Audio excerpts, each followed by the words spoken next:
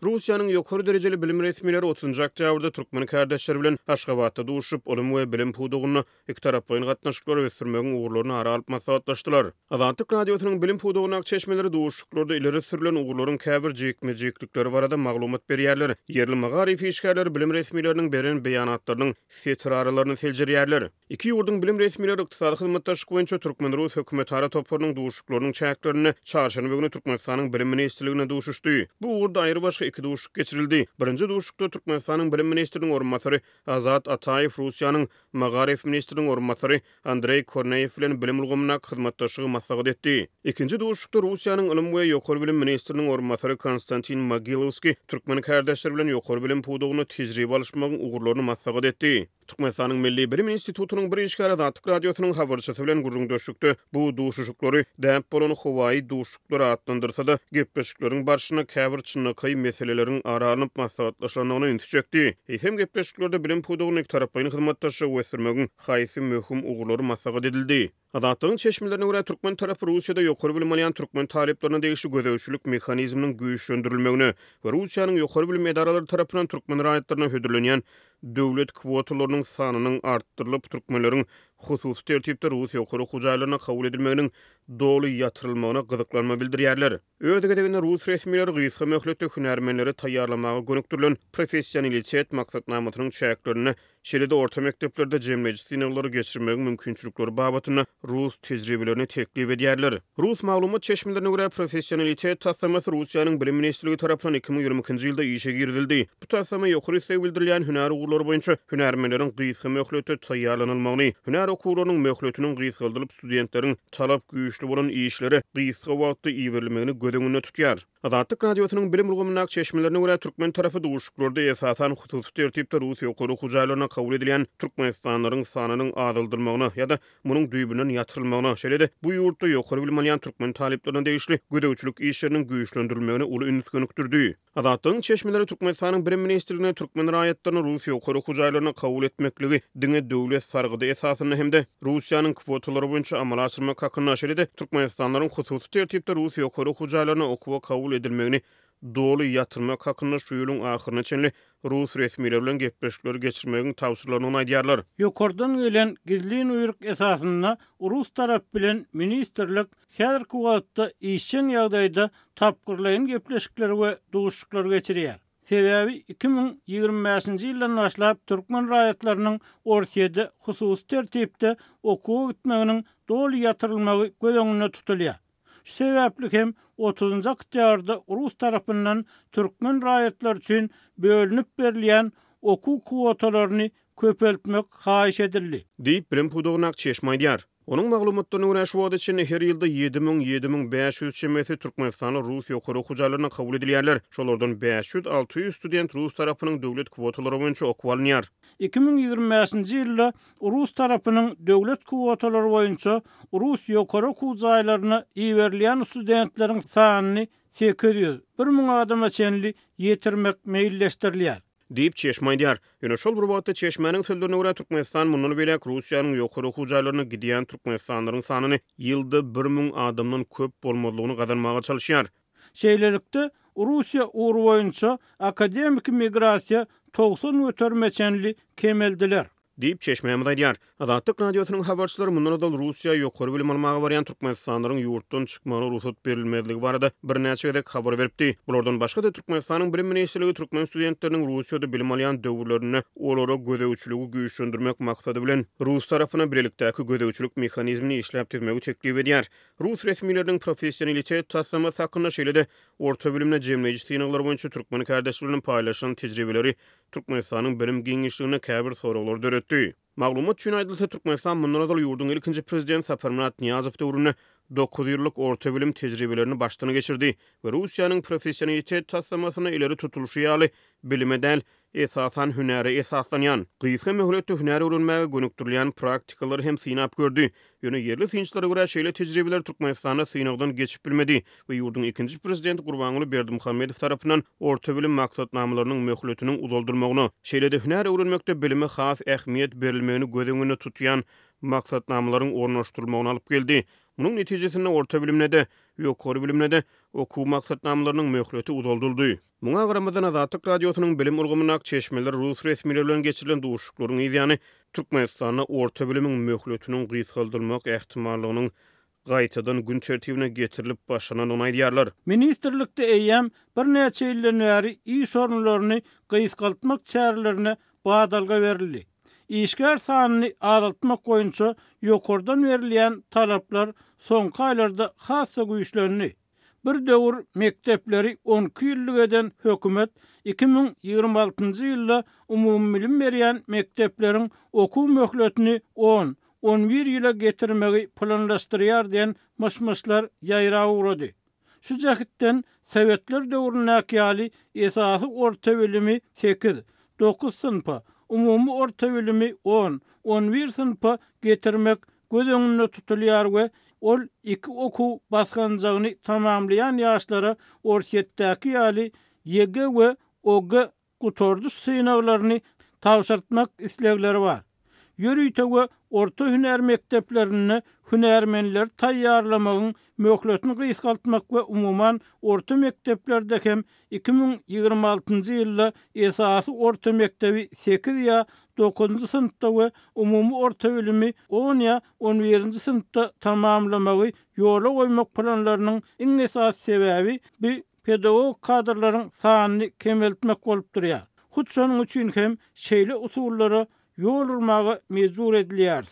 Diýip Türkmen bilim emelde araýdýar. Azatlyk radiosy maglumatlary garaşdyr ýagdaýda tasdikledip bilmeýär. Şeýle bu mesele boýunça Türkmenistanyň bilim ministrliginiň resmi tesbir alyp bilmeýär. Türkmenistanyň bilim ministrligine görä iki ýurdun bilim resmileri Aşgabatda birlikde Rus Türkmen Üniversitetini döretmegiň meselelerini hem aralyp maslahatlaşdylar. Şeýle taraplar Aleksandr Sergeýewich Pushkin adynaky Türkmen Rus mektebiniň goşmaçy binasynyň gurulşygyna degişli käbir meseleleri hem maslahat etdiler.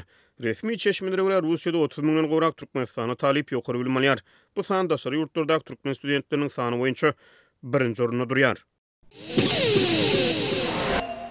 Türkmenistanyň ýetimler öýündäki ýagdaýy çağalaryň durmuşy we olaryň ulalanynyň soňky ykbaly barada maglumat az. Ýurtda howsarsyz galan çağalaryň sany, ýetimler öýleri we olardaky şertler barada resmi maglumat ýeterli däl. Döwlet mediasyna ýetimler barada çap bolýan maglumatlaryň Birleşen Arap Emirlikleriniň maliýe goldawyny 1998-nji ýylda açylan we Türkmen prezidentiniň howandarlygyna dolandyrylýan ýeke-täk çağalar öýüne degişli. Emma Aşgabatda ýerleşýän we döwletler köşkü diýilip adlandyrylýan bu çağalar öýü diňe 420 çağa niýetlenen ýurtdaky galan ýetim çağalaryň ykbaly nähili. Azatlyk radiosy Marynyň ýetimler öýünde ululan Zenan bilen söhbetdeş boldy. Biz howpsuzlyk aladalary sebäpli onuň adyny üýtgedip mahymlyp tutýarys. 20 ýaşly mahymyň çağalar öýündäki döwrü barada ýatdymalarynyň köpüsi açlyk, kemsitme, sütem we zorluk ýaly ýagdaýlar hemde gorku we alaşsyzlyk duýgulary bilen bagly. Çağalar öýünde her türlü işgärler bardy. Erbedi hem bardy, gowsy hem. Emma çağalar öýüniň direktory we käbir terbiýeçiler gaty erbetdi. Diýip mahym Mary şäherine çağalar öýüni ýatdýar. Meniň joram Aýşa kiçiliginden el madama çağalar öýünden gaçardy. Ol çağalar jaýynyň içindäki zatlaryň birini tötänleýin döwse ýa-da terbiýeçiniň buýran işini etmedik ýagdaýynda terbiýeçimiz köpçüligiň gözüniň öňünde ýetimek itten bolan gurbanlygy yaramaz adama meňzeş jandar sen diýip kemsiderdi we uny urardy. Aýşanyň el aýagy urgulardan ýaňa el madama gökdi. Aýşanyň häsiýeti gödökdi we ol erkin sözleýän gyzdy. Terbiýeçimiz köplenç Aýşany rekimsizlik bilen ederdi. Elbette terbiýeçiler bize de ýençýärdiler. Meni köplenç buğdumdan ýa-da gövsümden çümmüklerdiler. Diýip olaýdýar. Mahym 70-lik ýaşyna ýeten oglan gyýlaryň arasyna ogruýyn jynsy gatnaşyga girýänleriň bolanyny gurrun berýär. Gyýlaryň köpüsi çağalar öýüne halaşýan oglanlary bilen bolardylar diýip mahym ýatdýar. 15 ýaşymda kam Aýşa Gövrel boldy. Ýetimler öýüniň direktory işinden kowulmak gorkuty bilen gizlin abort etdirmek üçin Aýşany bir lukmany alyp gitjek bolanda Aýşa oňa razy bolmady. Men ýetimek ýöne men çağam berjek däl diýip çağalar öýünden gaçmakçy boldy. Bir näçe aýdan soň onuň çağasy düşdi. Ýetimler öýünde Aýşa iýan naharyna çağa düşürýän derman berdiler diýilen myşmyşlar ýaýrap başlady.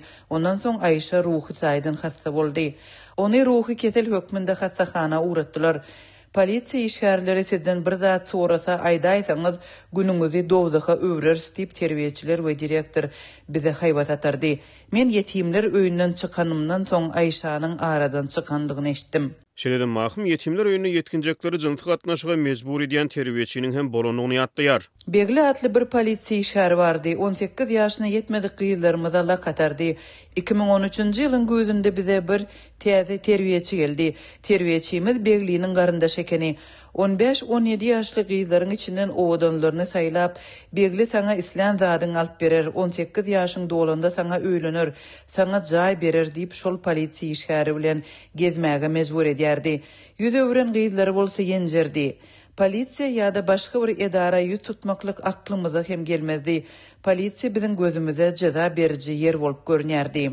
Mahkum çağlar öýüne käbir çağlar düýüpden howatsarsyz bolsa käbirleriň howatsarynyň bardygyny gurrun berdi. Emma yetimler öýüne terbiýelenýän çağlaryň umuman howatsarlary bolmasa ömrü uly howpatsyny diýip mahkum edýär. Yetimler öýüne ulup kämillik ýaşyna ýeten ýaşlaryň hiç bir howatsary bolmasa, olar hassa uly töwekkülçilikler bilen ýüzbeýiz bolýarlar. Hökümet tarapyndan berilmeli jaýlary bermejek bolup oglun yetimleri käte ruhy keseler hassahanasyna ýerleşdirilýär. Timur adly oglun Lewap vilayatynyň ruhy keseller hassahanasyna ýerleşdirildi.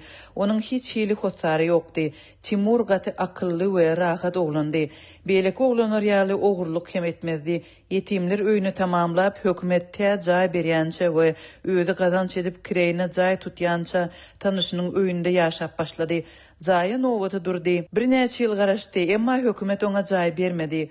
Ol çıdaman dava edip başlady. Timuri edýän dawalary üçin cezalandyrdylar.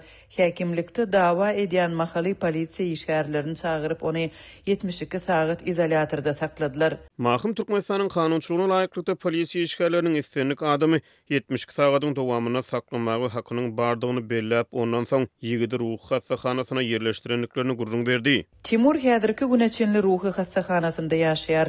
Ol daşa hem çykarylmaýar. Çağlar öýünek umumy şertleriň agyrlygy zerarly döwletiň garamagyna yetimler çağlykdan horluk görüp ulýarlar. Elmydama Ýmit aladasy bardy. Terbiýeçiler, aşpezler çağlar üçin döwlet tarapyndan berilýän azyk haritlaryny öýlerine akiderdiler. Makaron zawodyna bomba düşsün diýip arzu ederdim. Sebäbi esasy Ýmitimiz makarondy. Daşdan haýyr sahabat gelen güni biziň üçin bir şatlykly gündi. Diýip mahkum ýatlaýar. Hadaly bilim almak mümkinçiligi hem çağlar öýüne terbiýelenýänlere el ýeterli däl. Göräýmäge döwlet bizi hem okutmaly. Ýöne biz muallimleri aýda ýa-da her 2 aýda bir gezek görürdük. Bir muallim bir näçe sapagy okudurdy. Şeýlelikde yetimler öýünde ýetişen çağlaryň aglawasy sowatsyz, ýagny okap hem ýazyp bilmeýärler. Bize okuwun peýdasy barmy diýerdiler. Mahkumyň gurrun bermegine görä 12 ýaşdan geçen oglun gyýlar Tomus aýlaryna Elmydama paýty ýygymyna we beýleki işlere çekilerdi. Oglun gyýlar bilen paýty ýygmakda ýarşardyk. Yer eýeti bizi naharlardy. Giýişlik bolsa jed doma dolanýardyk. Kämahallar terbiýeçiler hem çağalary öýlerinde işlederdiler. Mahkum öz başdan geçiren ýagdaýlary barada gürleşmegiň özüne ören agyr düşenligini hemma mesele ünti çöküp ýetim çağlaryň ykbalyna jemgyýetçilik tarapyndan ünüs berilmegini isleýänini aýtdy. Men daşary ýurda gaýdanymdan soň nähili bolsa-da özümiň sesimi eşitdirmek isledim we meniň ýaly yetimleriň ykbalyny köpçülige ýetirmege özüme söz berdim. Enesiz atasyz ýaşaýan yetimleri durmuş eýýäm cezalandyrdy. Hökümet bizi cezalandyrmasyn, biziň ejizligimizden peýdalanmasyn. Näçe yetim çağa yetimler öýünden soň özüniň janyny kast edýär, näçesi jinaýatçy bolýar. Mundan öň çağlar öýüne olan yetimleriň destine garylar öýüne ýerleşdirilýäni habar berilipdi. Kanun boýunça 18 ýaşyna ýeten yetim çağa döwlet tarapyndan jaý berilmeli. Emma iş ýüzüne jaý bermegiň ýerine olara garylar öýüne otog berilýär. Ýa-ni kämillik ýaşyna ýeten ýaş naçarlaryň garylar öýünden hiç wagt çykmaýan halatlar bolýar. Türkmenistan tebiği baýlyklar öndürüp daşary ýurtlara eksport etmekden girdici görýän ýurt. Emma ýurt ilaty 30 ýyl bäri iňen agyr sosial-ykdysady şertlerde ýaşaýar. Ilatyň aglawa bölügine kadaly imitlenmek we saglygyny bejertmek ýaly hyzmatlar el ýeterli däl. Türkmen hökümeti ýurtdaky garyplygy we sosial problemler agdaman nägileliklerin öňüni almak üçin ilaty gysyşyny artdyrýar. Abaşanyň Gorunmak sekretary Lloyd Austin, Demirgal Koreýanyň eskerleriniň Russiýanyň Ukraina garşy alyp barýan urşuny kömek görmek üçin getirilmegini howply we durnuksuzlaşdyrjy mögzeme diýip atlanyrdy we munyň konfliktiň möhletini hassa uzaldyp biljekdigini aýtdy. Ol 30-njy oktýabrda Günorta Koreýaly kärdeş bilen Pentagonna geçirilen medeniýet ýygnagyna Demirgal Koreýanyň takmynan 10.000 eskeriniň günnäger Russiýa getirilendigini aýtdy. Eskerleriň bir bölegi Rus uniformalaryny giyip, Rus enzamlaryny alyp Kursk sewtine uğraýar. Demirgal Koreýanyň eýýäm Kursk sewtine getirilen goşun bölümleri hem bar. Ukraina güýçleri awgust aýyna Kursk sewtine garaşylmadyk köjüm edip, ýöllerçe iňe 4 kilometr meýdany eýlemäge başardy. Demirgal Koreýanyň eskerleriniň bu ýere ýerleşdirilmegi diňe bir konfliktiň möhletiniň has uzamak ähtimallygyny öğretmän eýsem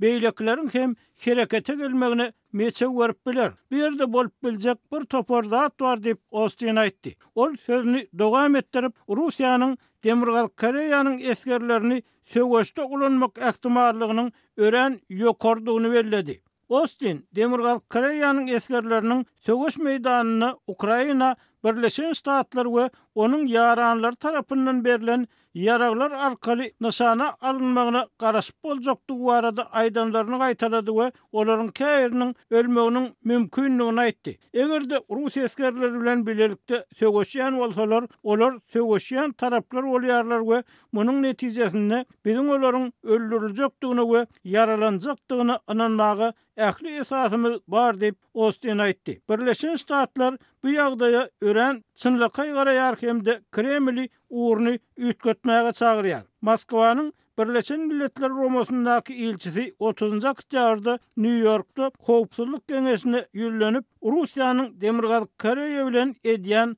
harby gatnaşyklarynyň halkara borçnamalaryny bozmaýanlygyny we üçüncü ýurtlara garşy gönüktirilen därligini aýtdy. Vasily Nebenzia Demirgal Koreýanyň eskerleriniň uruşda öň hatary getirilýän baradaky habarlary hem ret etdi. Demirgal Koreýanyň eskerleriniň biziň frontumyzda da barada edilen beýanatlar hiç kimi geňärdilmesin. Sebäbi olaryň hemmesi zoňtor yalan diýip Nebenzia Howpsuzlyk Geňeşine ýüllenip aýtdy we Washington bilen Londony dezinformasiýada, ýagny nädogry maglumat ýaýratmakda aýplady. Günorta Koreýa Pchenýanyň öz eskerlerinden gymmatly sapak aljakdygyny we Russiýa kömek edip häzirki zaman söwüşlerini şaýat boljakdygyny. Munyň Seul ýagny Günorta Koreýa üçin gönümel harby howp bolup biljekdigini öýdürdi. Günorta Koreýanyň Goranmak ministri Kim Jong-hyun Austin bilen geçirilen medeniýet ýygnagyna